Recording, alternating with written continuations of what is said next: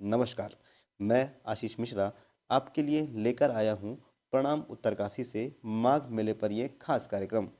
देवभूमि को देवताओं की भूमि कहा जाता है।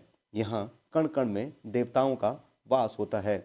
यहाँ के लोगों की अपनी देवी देवताओं के प्रति आस्था यहाँ के थौलू मेलों सहित विभिन्न त्योहारों में देखने को मिलती है। माघ के महीने मकर संक्रांति के दिन देव डोलियों के गंगा स्नान के बाद शुरू होने वाले पौराणिक और ऐतिहासिक माघ मेले भी इसी का प्रतीक है। इस मेले को स्थानीय लोक भाषा में बाड़ाहाट का थौलू नाम से जाना जाता है। उत्तरकाशी में आयोजित होने वाले माघ मेले का धार्मिक और ऐतिहासिक महत्व है। इतिहासकार उमा रमन सेमवाल बताते हैं। बाड़ाहाट का थौलू यानी माघ मेला। माघ मेला वस्तुतः बहुत पुराना मेला है ये, और विभिन्न ग्रंथों में जैसे महाभारत में अध्ययन करते हुए उत्तर पूर्व देश की सीमाओं के अंतर्गत इस राज्य का वर्णन आता है। बाणनावत पर्वत, उसके नीचे बाणनावत गांव, और यहाँ का जो मेला है ये पांडवों की परंपरा तक जाता है। यहीं पे लक्षागृह, जिसको दुर्योधन ने पांडवों को जलाने के लिए बनाया था, वो भी यहीं पे स्थित है, जिसको आज लक्षेश्वर कहते हैं।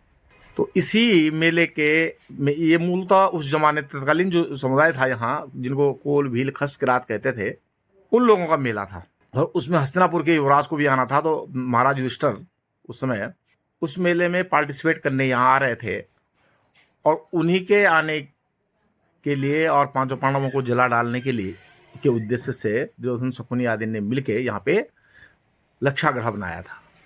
तो वस्तुतः इसी मेले की पौराणिक कथा है। तो आज स्थिति यह है कि ये मेला जो है उस सनातन परंपरा का प्रतिनिधि है जो आज भी चली आ रही है। तो इसकी ऐतिहासिकता तो महाभारत तक जाती है। अब दूसरा, इस माघ मेले को धीरे धीरे जब सदियां बदल गई तो इसने एक व्यापारिक मेला का रूप ले लिया है।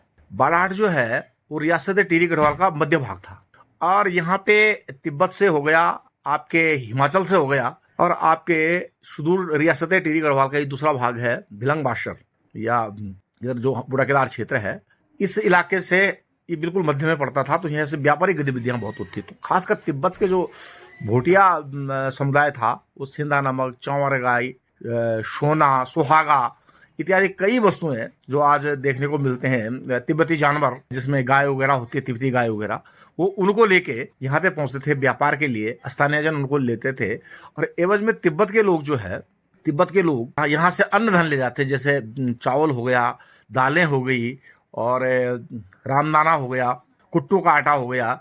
इस प्रकार से ये तिब्बत ले जाते थे जो खाद्य पदार्थ हैं, और वहां से जो तिब्बती वस्तुएं हैं उनको मंडी से स्थानीय व्यापारी उठाते थे। तो ये विनिमय और मंडी दोनों का काम करता था। अब वो बाड़ाहाट जो है एक नगरी ऐसी भी थी जो वस्तुतः व्यापारियों के लिए कई समय से गतिविधियों का केंद्र रहा। और हाट जो है उत्तराखंड में यदि हम देखें, बाराहाट, द्वाराहाट, डीडी हाट, तो हाट का शाब्दिक अर्थ से बाजार होता है, और अन्य लोग भी इसको बाजार के रूप में कहते थे। लेकिन राहुल सांकृत्यायन जी ने ये भी कहा है कि हाट का मतलब जो है राजधानी होता था। बाड़ाहाट के बारे में डॉक्टर शिव प्रसाद डबराल आदि इतिहासकारों ने इनको नाग राजाओं की राजधानी मानी है। डॉक्टर शिव प्रसाद नैथानी ने इसको सूली वंशों की राजधानी मानी है। एटकिंसन और राहुल सांकृत्यायन ने इस स्थान को ब्रह्मपुर देश की राजधानी मानी है। तो एक ऐतिहासिक नगर भी है, सांस्कृतिक नगर भी है। और ये बाड़ाहाट का जो मेला है, जो माघ मेला जिसको कहेंगे, या बाड़ाहाट का थौलू जिसको कहेंगे, ये इस क्षेत्र की बिल्कुल आत्मा थी। एक्चुअली तिब्बत का जब व्यापार शुरू हुआ भारत के साथ, तो कई विवाद भी शुरू हो गए। तिब्बत भी एक स्वतंत्र रियासत थी, और रियासत टिहरी गढ़वाल, और उसके बाद रियासत रामपुर बुशहर।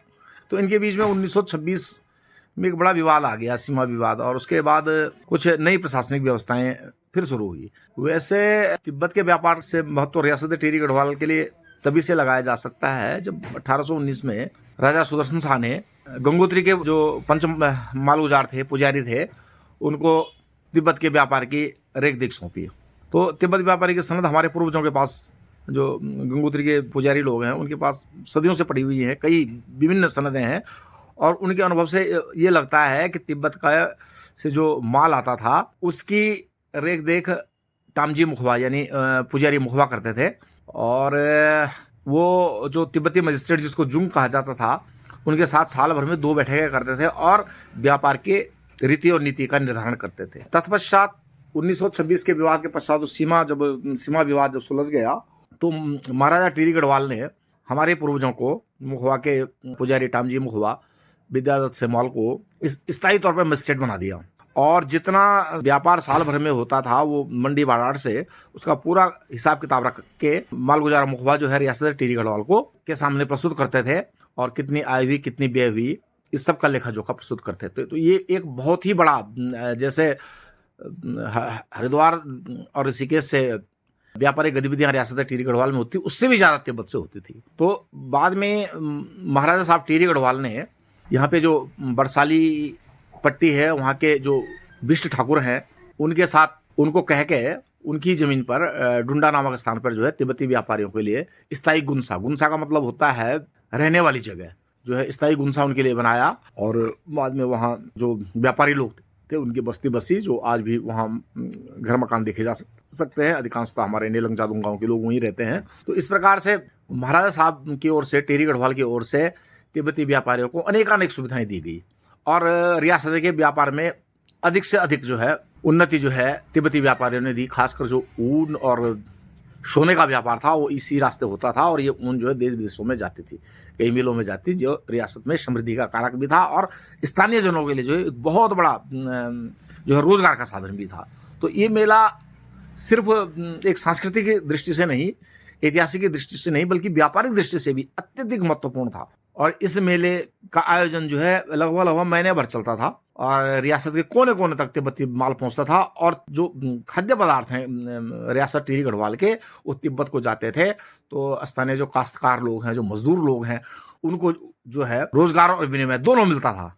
तो कुल मिला के ये कहेंगे संक्षेप में कि बड़ाठ का मेला रियासत टिहरी गढ़वाल के व्यापारिक गतिविधियों का और सांस्कृतिक गतिविधियों को बढ़ावा देने वाला मेला था और राज्य की जो आर्थिकी है उसको उन्नत करने वाला मेला था। पहाड़ में लोक संस्कृति, लोक उत्साह और परंपराओं पर गहरी नजर रखने वाले कलम के सिपाही वरिष्ठ पत्रकार शैलेंद्र गोदियाल बताते हैं कि माघ मेले का शब्द जैसे ही हमारे जेहन में आता है तो सीधे हमें काशी यानी वाराणसी की याद आती है। अब उत्तर काशी और काशी के बीच की अगर दूरी देखें तो तकरीबन 1000 किलोमीटर से अधिक की है, लेकिन दोनों में धार्मिक और सांस्कृतिक जो समानताएं हैं वो बेहद हैं। तो इसीलिए उत्तर काशी को छोटी काशी के रूप में भी जाना जाता है। यहाँ वाराणसी की तरह ही जो हैं गंगा के किनारे के जो घाट हैं, मणिकर्णिका घाट है, जड़ भरत घाट है, केदार घाट है, अस्सी गंगा घाट है और इसके अलावा अगर मंदिरों की बात करें तो आपका विश्वनाथ जो प्रमुख मंदिर है वो भी यहाँ है। अब काशी की तरह ही है उत्तर काशी में भी जो माघ मेला है वो जो है मकर संक्रांति से शुरू होता है, तकरीबन 1 सप्ताह तक उसका आयोजन चलता है। ये जो मेला है ये दो चीज़ों से देखा जा सकता है कि जो मैंने पहले बताया कि ये सांस्कृतिक और धार्मिकता को समाये हुए, तो इसीलिए ये देव परंपराओं और जो हमारी लोक परंपराएं हैं उसका द्योतक है। मकर संक्रांति की जो मध्य रात्रि है उससे लेकर और अगले दिन जो मकर संक्रांति का दिन होता है उसमें पूरा जो उत्तरकाशी जो शहर है वो ढोल नगाड़े शंख घंटी घंटियाल और जयकारों की ध्वनि से गुंजयमान रहता है। इस मेले में जो खास चीज़ है वो जो देव क्रीड़ा और पांडव लीला का एक खास आयोजन है जो हमें महाभारत काल से भी जोड़ता है। इसका जो आयोजन है ये चमाला की जो चौरी है भैरव मंदिर के पास उत्तरकाशी के बीच, वहाँ पे होता है। तकरीबन 3 से 4 दिन तक चलता है और इसी जो आयोजन है, इस आयोजन को जो स्थानीय लोग हैं बड़ा हाट का थौलू के नाम से भी इसे जानते हैं। और बड़ा हाट का अर्थ यानी बड़ा बाजार। और आज़ादी से पहले यही कहते हैं कि जो तिब्बत के व्यापारी आते थे वो सेंधा नमक, ऊन, सोना, जड़ी बूटी इत्यादि लेकर यहाँ आते थे और यहाँ से धान, गेहूँ आदि खाद्य सामग्री लेकर लौटते थे।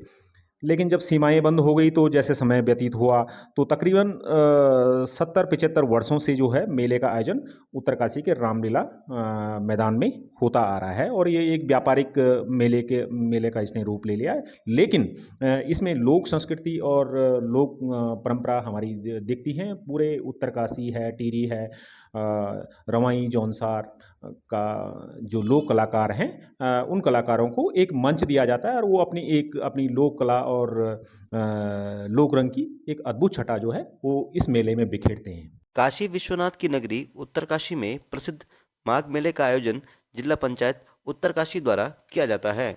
जिला पंचायत उत्तरकाशी के अध्यक्ष दीपक बिजरवाण बताते हैं। माघ मेला जो कि बाड़ाहाट के थोलों के नाम से जाना जाता है, ये काशी की नगरी में उत्तर काशी में हमारे इष्ट देव हरि महाराज कंडार देवता के नाम से ये मेला प्रचलित है। और ये मेला जिला पंचायत विगत कई वर्षों से मनाती आ रही है और इस वर्ष भी हम इसकी तैयारियां जोरों पर लगातार बनी हुई है। जिला पंचायत का सब परिवार इस माघ मेले की तैयारी पर लगा हुआ है और हमारा प्रदेशवासियों से ये आग्रह है कि वो अधिक से अधिक संख्या में आकर इस मेले का दिव्य और भव्य रूप का आयोजन और इसकी जो आयोजन की जो रूपरेखा है उसको देखें।